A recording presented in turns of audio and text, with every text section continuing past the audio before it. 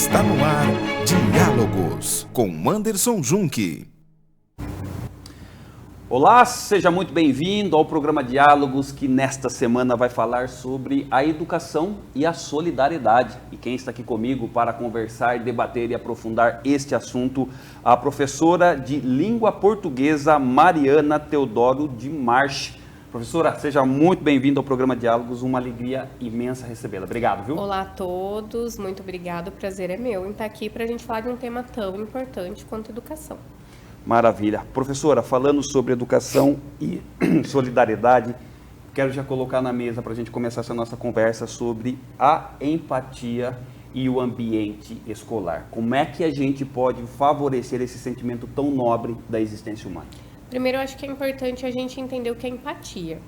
Eu acho que depois da pandemia o pessoal deu uma perdida. A empatia é se colocar no lugar do outro, nem sempre.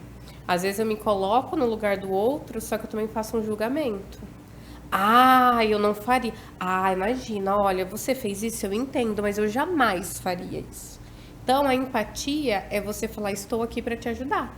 Independente do julgamento. Eu posso falar, olha, Junque, o que você fez, eu não concordo. Mas como eu posso te ajudar? Isso é ser empático. E dentro da educação, o que acontece? Os estudantes e os professores são universos. Eu tenho dentro de uma sala de aula 33 universos colidindo, porque cada um é de um jeito ali, e um professor, que é de uma outra geração, que às vezes não é tecnológico, que às vezes é muito tecnológico. Como que eu faço universos ali ficarem juntos e terem empatia? Vou me colocar do lugar do outro, mas aquele menino não para, mas aquele menino não faz. Como que eu vou entender que esse estudante, às vezes, a ajuda que ele precisa, é falar, tá, o que você precisa? Eu vou te ouvir. Então, a empatia dentro da educação é a gente trabalhar juntos, sem julgamentos. Eu estou trabalhando em uma comunidade, como você bem sabe, que é muito carente, né? Não tem saneamento básico, não tem condições mínimas. O que eu preciso fazer? Muitas vezes abrir a escola às 6h20 da manhã para eles escovarem o dente na escola. Então, se eu não tenho... Tá, me coloquei no lugar do outro. O que eu preciso fazer? Olha, tem esse banheiro. Vocês querem vir escovar o dente para começar o dia? Não é só, eu vou me colocar no lugar do outro ou postar alguma coisa numa rede social bem militante. Porque eu preciso. Não. A empatia não é só o contexto, são ações. Então, a gente trabalha dentro da educação para motivar os professores. Por quê? Eu não posso só ter empatia com o aluno. E o professor? Eu tenho que ter empatia com esse professor. Então, ontem eu estava atendendo um aluno, ele vira e fala, se até a minha mãe não tá mais nem aí comigo, já desistiu de mim, quem que vai olhar para mim? Falei, olha, eu já passei por isso. Como eu posso te ajudar? Você vai desistir de você também? Então, a gente vai trabalhando essa questão da empatia dentro da educação. E a gente não pode esquecer que a empatia não é passar a mão na cabeça. Às vezes, o estudante ele precisa de um não. Agora não é hora. Você errou, você não pode fazer isso. Então, a gente tem tentado desenvolver isso dentro das salas de aula de uma melhor forma para os estudantes, né? E para os professores também, né? Eu quero fazer um recorte num elemento que você traz, que é a questão da pandemia. O que eu quero te perguntar é, a dor, a perda provocada por este fenômeno, no seu entendimento, que estava antes da pandemia e está também agora depois, e de alguma forma esteve durante, no seu entendimento, o conceito da empatia, ele foi fortalecido ou ele de alguma forma continua indiferente ou não fortalecido? Eu acho que ele fortaleceu, só que de uma maneira que a gente julga muito porque o outro precisa de ajuda. Eu vou ter empatia com esse menino porque perdeu a mãe. Não, eu vou ter uma empatia porque às vezes ele está sofrendo de outras coisas. Então, eu acho que o conceito empatia ficou muito na moda. Ficou muito na alta, ajudar, gratidão, gratiluz, vou ajudar todo mundo. Só que o senso de ajudar todo mundo ficou o quê? 1 ano? Depois a gente começou a negligenciar todo mundo. Coitado, esse daqui perdeu, esse daqui também perdeu e assim sucessivamente. Então, acho que ele veio forte, ele fortaleceu para muita gente. Mas outra parte acabou fazendo o quê? Eu vou falar por falar e não exercitar a empatia, né, Junque? Que é muito fácil falar sobre algo, mas não exercitar, né? Então, o que a gente faz aqui? A gente está exercitando a empatia. A gente está conversando sobre um assunto que é importante, falando de sala de aula, falando de universos, para ver se a gente transforma essa sociedade numa sociedade melhor, que é a nossa função. Enquanto educador, eu lembro, eu fiz um curso na Unicamp e eu ficava muito assim, eu preciso devolver para a sociedade. A gente tem que devolver, como que eu devolvo? Né? Então, acho que a gente vai trabalhando isso de algumas maneiras aí. Falando sobre multiculturalidade e a empatia nas escolas. Pensar nesse conceito da multiculturalidade num contexto de Brasil é perfeito. A questão é como a gente coloca para dialogar a multiculturalidade junto com a empatia. A primeira coisa que a gente precisa entender é que os universos, né, que a gente tem ali, a gente vai ter questão geográfica, a gente vai ter questão religiosa, a gente vai ter questão social. Então, eu preciso explicar que o Brasil ele é multi. Dentro de uma sala de aula, eu tenho ali diversos credos, diversas raças, e a gente começa desde pequenininho com a literatura, trabalhando sempre a questão de que todo mundo é igual. A gente usa muita tecnologia hoje, com podcasts, com vídeos, a gente leva para a sala de aula, a gente faz debates, porque ainda temos no nosso país o racismo velado, a homofobia, tudo que a gente vai trabalhando desde pequeno. Eu vejo uma mudança. Eu comecei a dar aula em 2012, né? Comecei minha vida acadêmica aí. O que eu vejo? Que as gerações estão vindo mais por conta da internet para dialogar sobre esse assunto, né? Então, eu preciso entender que aquele menino, já chegaram alunos na sala de aula, pô, professora, eu fui no mercado, achando que eu ia roubar o mercado. Olha que absurdo. Só por causa da minha cor, meu irmão até chorou. Então, a gente, mas como você se sentiu enquanto isso? O que você explicou para o seu irmão? Então, é sempre dialogar. Então, eu acho que a empatia, para a gente entender o que é diferente, que não deveria, né? Mas a gente trabalha bastante isso dentro da sala de aula, é importante, né? A gente ir sendo multi nos seus detalhes. Porque não adianta, vou dar um exemplo, Setembro Amarelo, que é o mês de valorização à vida. A gente faz toda uma campanha, mas é só setembro? Não. Eu preciso estar sempre dialogando, chamando pessoas, conversando, para que a gente consiga ir plantando sementinhas para no futuro a gente ter uma sociedade mais igualitária, né? Quero fazer um recorte numa área que é sua especialidade, que é a questão da literatura e o desenvolvimento da solidariedade, da empatia e da sensibilidade. Como é possível usar essa ferramenta, professora? Olha, é muito engraçado que os pequenininhos, eles amam gibi, né? A Turma da Mônica é muito legal de vê-los, assim, eles vão crescendo. Alguns a gente tem que trabalhar muito pelo hábito da leitura, porque o celular não é inimigo, a internet não é inimiga, mas ela é complicada. Porque hoje a gente percebe dentro da sala de aula que stories são 15 segundos. É muito difícil eles se concentrarem. Então, como que eu vou pegar a literatura, que é no papel, que já não é mais uma geração de papel. Se me dá um livro, eu vou abrir. Ai, que delícia esse cheiro de livro. Ninguém vai dormir falando no meu caderno, no meu livro não, hein? Eles não. Então, a gente trabalha muito com livros digitais, né? O governo liberou aí pra gente trabalhar. Tem os livros físicos. Então, a gente começa com o gibi.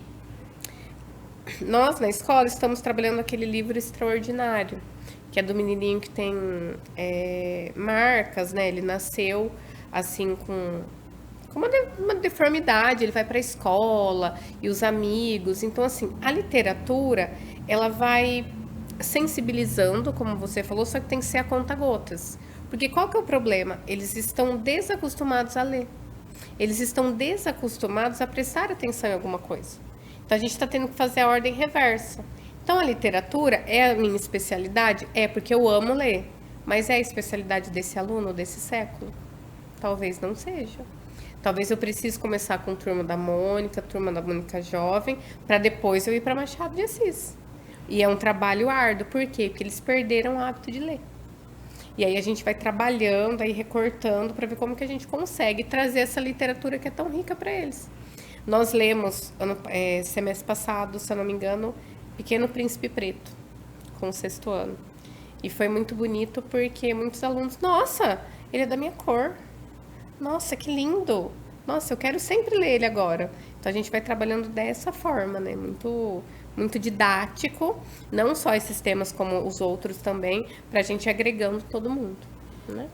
Quero fazer uma conexão desta fala com a anterior. De alguma forma, você está dizendo que a literatura, trabalhado a conta-gotas, ela inclusive é uma ferramenta primordial para o exercício da multiculturalidade, da compreensão dessa diferença. Sim, com certeza. O que acontece? Eu não posso pegar na comunidade que eu trabalho um texto do Machado de Assis no 6º ano, no 7º ano. Primeiro que não tem nem maturidade, né? Eu lembro que quando eu fui começar a ler Machado de Assis, Guimarães Rosa, sonho, eu já era mais velha. Então a gente vai adquirindo esse hábito com eles, com pequenas coisas, que eles começam a entender que a literatura é o imaginário. Porque o que acontece? Eles estão vendo muito uma realidade que não é deles, que eles ficam lá na internet, eles ficam nas redes sociais. E eles querem aquela realidade. E aí, qual que é o meu desafio? Viu? Você quer essa realidade? A educação vai ser o agente transformador para você chegar nessa realidade. Como você vai fazer? Respeitando o próximo. E como você faz isso? Entendendo que a gente é multicultural. Então, você vai de gotinha em gotinha até a gente conseguir esse aluno, esse estudante, né, que é solidário, que é competente, que vai trabalhando aí. Professora, nessa perspectiva ainda, e afunilando, como é que se trabalha o conceito do diferente dentro do meio educacional a partir das ferramentas que se tem, né? Da literatura, enfim, de todas as outras que são colocadas à disposição? É o que eu falei para você, a gente vai sempre a conta-gotas, a gente vai sempre com muitos dedos, por quê? Porque a gente sabe que não é todo mundo que vai aceitar. Então, o que é ser diferente? Para você, às vezes, o que é ser diferente, para mim não é. A arte é subjetiva, a diferença também é subjetiva. Então, a gente começa através de textos, através de rodas de conversa, você sentar como você se sente, o que está acontecendo aqui. Porque a escola, ela não pode perder o viés que é humano. Se a gente ficar só atrás da tecnologia, a gente vai perder o quê? A humanidade. O professor não pode ser só cobrado como uma ferramenta. Ele é uma ferramenta para instruir, mas ele é humano, assim como as crianças. Então, a gente vai... O que é? A primeira coisa que eu sempre falo para os professores, você perguntou o que é ser diferente? O aluno entende esse conceito do que é ser diferente? Porque a gente está achando, Junque, que essa geração de 2024 acha que as coisas são diferentes. Mas eles estão, há anos-luz da gente. Tem hora que eles chegam falando umas coisas para mim que eu falo, oi? Peraí, explica para mim, que gíria é essa? De onde você descobriu isso? E eles sabem de um jeito muito maravilhoso. Muito maravilhoso. Então, assim, primeiro entender que ser diferente está tudo bem. Vamos fazer uma roda de conversa, vamos fazer um projeto, vamos fazer um desenho, um autorretrato. Como que eu posso entender essa diferença? A gente vai trabalhando assim. Começa com os pequenos, para depois a gente ir conseguindo, né, resultados com os maiores. Maravilha. Bom, nós estamos conversando aqui com a professora Mariana Teodoro de Marchi sobre a educação e a solidariedade. Nós vamos agora para um intervalo comercial, a gente volta na sequência, 1 minuto só e nós já estamos de volta. Estamos apresentando Diálogos com Anderson Junque. O livro Metodologia Ludocriativa, da educadora e pesquisadora Valéria Caetano da Silva Alvarenga, propõe uma reflexão sobre o processo de aprendizagem de crianças e adolescentes à luz da educação sociocomunitária. A reflexão se concentra na experiência da metodologia ludocriativa como um instrumento de humanização das relações. Adquira já o seu agora mesmo através do WhatsApp 34 99798 3521. Coloque sua empresa no centro de atenção dos principais empresários da região. Venha para o Jantar dos Empresários da CISB, um evento que já atraiu mais de 1.700 empreendedores. Uma oportunidade única de gerar negócios, parcerias e networking. Faça sua reserva. Jantar dos Empresários da CISB, celebrando a união empresarial. Fale com o seu cliente de forma rápida e efetiva. Com um vídeo institucional bem produzido, você vai apresentar sua empresa e seus negócios em poucos segundos. Atendemos indústrias, prestação de serviços, profissionais liberais e eventos. Entre em contato agora mesmo e faça o seu orçamento. Azon Comunicação, solução em vídeos institucionais. Estamos apresentando Diálogos com Anderson Junque. Estamos de volta aqui com o programa Diálogos, que nesta semana fala sobre educação e solidariedade. Quem está aqui comigo conversando, debatendo e aprofundando este assunto, a professora de língua portuguesa Mariana Teodoro de Marche.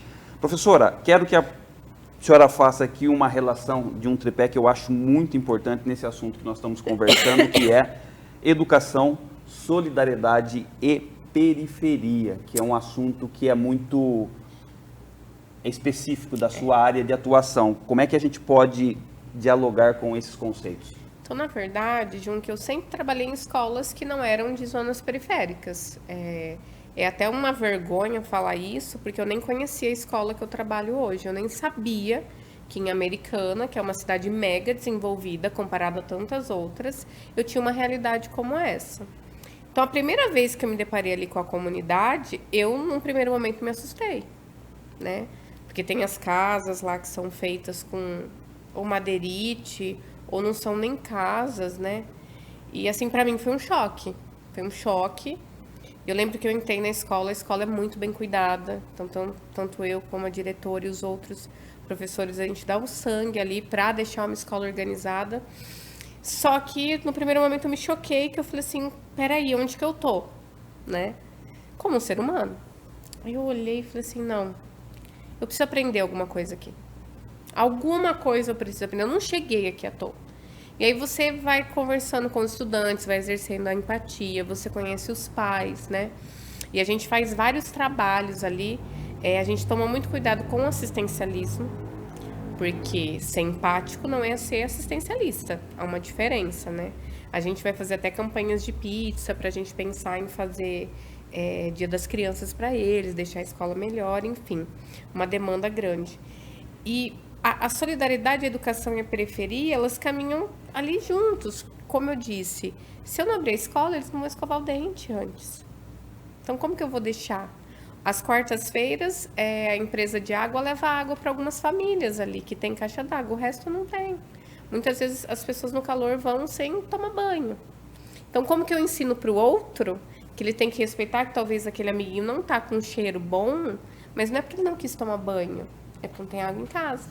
Então, além dos desafios, né, de tantas coisas que a gente tem, essa questão da periferia mexe ainda muito comigo, porque a gente quer mudar. Foi o que eu disse, eu tenho que pegar essa realidade desse estudante e falar assim, ó, a gente consegue sair daqui vai sair advogado, daqui vai sair promotor, daqui vai sair médico, porque vocês são capazes. Então, a empatia de escutar quando o aluno chega para mim, e eles vivem falando isso, eu vivo, eu sou burro. Eu falei, não, ninguém é burro, você é capaz. Então, eu tenho que trabalhar a autoestima, eu tenho que acolher aquele aluno e viver essa realidade da periferia, que é muito difícil. Eu lembro que eu contei para você a história do pão. Sim, eu Então, me emocionei, inclusive. Eu lembro que a gente fez um dia do pão para os estudantes, né? Um café da manhã, porque eles iam fazer uma prova. E eu brava, olha como ser humano é, tá? Isso eu não esqueço, isso não vou esquecer isso na minha vida. E eu brava que eu tinha gastado R$150 com pão. E eu fiquei brava. Eu falei, não, podia ter comprado tanta coisa. De repente, eu vejo um menininho comendo pão e agradecendo. Eu gastaria até mais. Entende? Por isso que eu falo, a periferia, eu estou aprendendo muito. Só que eu também estou ensinando de alguma forma, entende? Então, ensinando alguém a ter o mesmo exemplo, todo mundo que a gente encontra na vida, ou vai ensinar algo bom, ou vai ensinar algo ruim, né? Não tem como. Só que são desafios. São desafios que a gente não pode deixar de partilhar isso. Então, eu não posso ter a utopia de que eu vou salvar todo mundo, que eu vou conseguir ajudar todo mundo, porque nem é a minha função. Mas pelo menos eu vou estar ali presente para quem quiser. Para quem, Mariana, me ajuda. Como que eu posso te ajudar? Te ouvindo. Porque às vezes o ouvir o outro é ajudar. Às vezes você não julgar o outro também é ajudar, né? Então essa triangulação, educação, solidariedade, periferia, tá junto. Tá junto no sentido de você olhar para aquela pessoa da periferia como um ser humano. Porque tem gente que não olha. Olha como, nem quero chegar perto.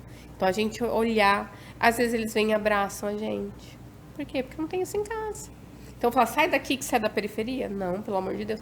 A minha própria família, que quando, né, eu falei assim, olha, eu vou dar aula ali. Mas você escolheu esse lugar? Eu Falei, escolhi. E não me arrependo. E não me arrependo nem um pouco de ter escolhido esse lugar. Né? Então, a gente vai trabalhando aí, como eu já disse, a conta gotas, para a gente dar uma educação de dignidade. Porque eu acho que o que eles precisam é que alguém olhe para eles com dignidade. E eles se sintam dignos. Falar, não, daqui vai sair um médico, daqui vai sair um advogado. Porque eles precisam de sonhos, né? O que move a gente? Eu quero fazer uma síntese nessa sua fala. Realmente, eu concordo com você que nós não estamos aqui para salvar o mundo. Porém, eu penso que a nossa existência, do dia que a gente nasceu até o dia que a gente fechar os olhos, o nosso último e derradeiro suspiro, esse mundo precisa ter ficado um pouquinho melhor. Precisa. Por isso que eu falo, eu tenho que aprender alguma coisa ali. Eu preciso ensinar algo. Falta alguma coisa ali. Falta alguma coisa em mim. Por que eu vim parar nessa escola, neste lugar? Entende? Então, o pouco que a gente faz, porque muitas vezes a gente se sente impotente. Eu olho ao redor, eu vejo, assim, muitas vezes a prefeitura nem varre ali. Ficam semanas sem ser varrido. Eu falo, gente, como? Por quê? Né? Então, como que eu trabalho isso de uma forma que eu explique, olha, não varreu, mas a gente não vai sujar também. Então, a gente não consegue salvar o mundo, mas não quer dizer que a gente não vá tentar transformar o ambiente que a gente está em melhor, né? Vou pedir aqui uma segunda triangulação entre 3 outros conceitos. A questão do mundo, a empatia e o futuro. É possível, professora, diante de tudo isso que nós estamos vivendo, especialmente no campo da educação, olhar para esse futuro com esperança ou não? É possível. Como eu disse para você, é uma geração que as diferenças é mais fácil da gente conseguir lidar, né? É uma geração que, por mais que seja reflexo tanto de outras quanto da pandemia, eu vejo que é uma geração que está mais aberta ao novo. Não só na tecnologia, né? Mas se a gente não tiver esperança no que vai vir do futuro, a gente esquece, joga uma tábua e fala, não tem mais nada o que fazer, né? Então, eu acho que a gente trabalhando com as diferenças, a gente sendo empático, a gente explicando para eles o que você quer, qual caminho você quer seguir. Você quer ser um influencer com não sei quantos milhões? Como a gente faz isso? Então, assim, eu não consigo não crer que dali vai sair muita gente boa. Porque eu vejo, eu tô ali todo dia, não só dali, como em diversas escolas que também têm realidades parecidas ou não. Então, assim, sempre haverá pessoas dispostas como a gente. Porque a nossa vida foi difícil, e olha onde a gente está, e olha onde a gente ainda vai chegar. Então, eu acredito que a tecnologia vai ser uma aliada, a gente não pode achar que ela é um monstro, mas a gente não pode esquecer do humano, e esse humano tem muita esperança. Eu ainda tenho muita esperança, tanto em professores, que, nossa, eu trabalhei com pessoas maravilhosas, tanto com os estudantes, então, assim, eu não consigo não ter esperança, porque se eu não tivesse esperança, eu nem ali estava. Né? Você olha ao redor, você fala, não, pera, tem dia que eu chego e falo, não, calma, voltou e vamos, segue o baile, não tem como parar, né? Onde chegou, não volta mais. Então... Ou seja, pelo que eu compreendi da tua fala, olhar para o futuro é de alguma forma olhar para o nosso passado, né? Com certeza. Como que eu penso nas minhas ações? Mas eu aprendi lá, inclusive com os erros. Quantas vezes eu falo para eles, tá, joguei bolinha de papel no fulano. Ele veio e jogou bolinha... Tá, você já fez. Você vai fazer de novo? Não, você aprendeu com o seu erro, não aprendeu? Então, assim, a gente aprende com vivência, a gente aprende com os nossos erros. Então, a gente tá vendo que tá errado. Vamos arrumar. É uma geração que tem muito futuro, que tem muito potencial. Só que a gente não pode achar ou generalizar que é uma geração ruim, porque não é a nossa geração. Porque a gente tem, né, de falar que a minha geração...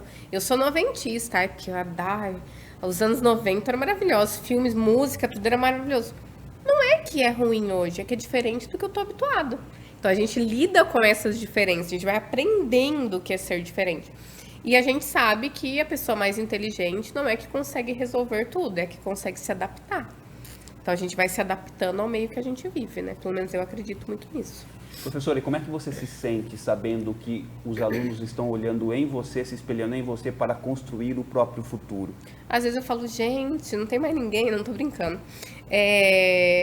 Eu me sinto como se eu estivesse cumprindo o meu papel mesmo, sabe? Eu falo pra eles, nem sempre a Mari é certa, tá? É 99%, às vezes tem 1% que a Mari erra. Mas eu acho interessante porque eu tento fazer o meu melhor. Então, assim, eu sou espelho, tá, para uma galera. Então, o que eu vou fazer? Eu vou tentar me aperfeiçoar. vou continuar estudando, vou tentar ser o meu melhor. Eu lembro que quando eu cheguei lá, eles entravam na minha sala assim, rum. Quando a gente entra, o que a gente faz? Bate na porta e pede licença, né? Uma semana, Junk. Agora todos, dá licença. Tem uns que entram, depois eles voltam. Ai, tá bom, dá licença. São esses pequenos gestos. Por quê? Porque eu falo dá licença. Eu peço por favor. Então eles vão aprendendo pelo exemplo. Então, assim, eu fico, às vezes, até com medo, né? Porque eu falo, se eu fizer alguma coisa errada, também vai dar ruim, né? Mas a gente vai do mesmo jeito, vai tentando ainda. Professora, vou pedir para a senhora comentar aqui uma fala, que no meu ponto de vista, de um grande educador. Maravilhoso. Entre as inúmeras que a gente conhece, eu selecionei aqui uma, vou pedir para que você então faça uma fala em cima dela, abre aspas. E tem muita relação com isso que a gente conversou aqui. Me movo como educador porque primeiro me movo como gente, fecha aspas, Paulo Freire. Então, falar de Paulo Freire, nosso patrão da educação, né? Acho que todo mundo que enveredou pelo caminho da docência e da educação sabe a importância de Paulo Freire. Se eu não me mover como pessoa, porque antes de tudo eu sou pessoa. Quando eu fiquei brava porque eu gastei R$150, eu estava sendo um ser humano. Eu estava literalmente sendo um ser humano, às vezes egoísta, porque eu queria o dinheiro para mim, mas eu tive que me mover como pessoa e como educadora. Então, você primeiro entende que aquele estudante é uma pessoa, é um ser humano, é o meu universo ali que eu preciso ajudar para não dar problema em algum momento, que muitas vezes, qual que é a minha vontade? De pegar no colo e falar, chora, desaba, mas eu não posso, porque eu sou educadora. Então, você se mover como pessoa e como educadora é uma linha muito tênue, porque às vezes você fica morrendo de dó, às vezes você fica morrendo de raiva, às vezes você fala, esse menino vai me dar uns 10 cabelos brancos, mas aí você vai entender a história. Então, eu acredito que o Paulo Freire quis dizer que primeiro eu vou me mover como pessoa. Eu sou um ser humano e eu vou aprendendo a ser educador. Então, eu acredito que a gente vai se movendo ali, se transformando, melhorando para sermos exemplos. Não só como educador, mas como pessoa também. Professora, uma fala brilhante. E eu queria muito te agradecer e pedir para que você, então, faça aqui um fechamento de tudo isso, fazendo as suas considerações finais e, mais uma vez, claro, a minha gratidão. Eu que agradeço a todos que vão assistir aí, compartilhar e que a gente tenha muita esperança nesses jovens que, apesar de tudo, apesar de ser uma geração complicada, apesar de nós também, enquanto adultos, termos sofrido na pandemia, a gente está se recuperando de traumas, a gente tem traumas, mas a gente não desistir, porque esse futuro ainda vai dar muita coisa boa pra gente. É isso, eu acredito muito nisso. E agradeço muitíssimo a oportunidade. Maravilha. Professora, mais uma vez, minha gratidão. Obrigado, viu? Eu que agradeço. Tchau, gente. Você assistiu aqui mais uma edição do programa Diálogos, que nesta semana conversou com a professora Mariana Teodoro de Março, professora de língua portuguesa, sobre educação e solidariedade. Fique atento aos nossos canais para receber outros conteúdos. Um forte abraço para você e até mais!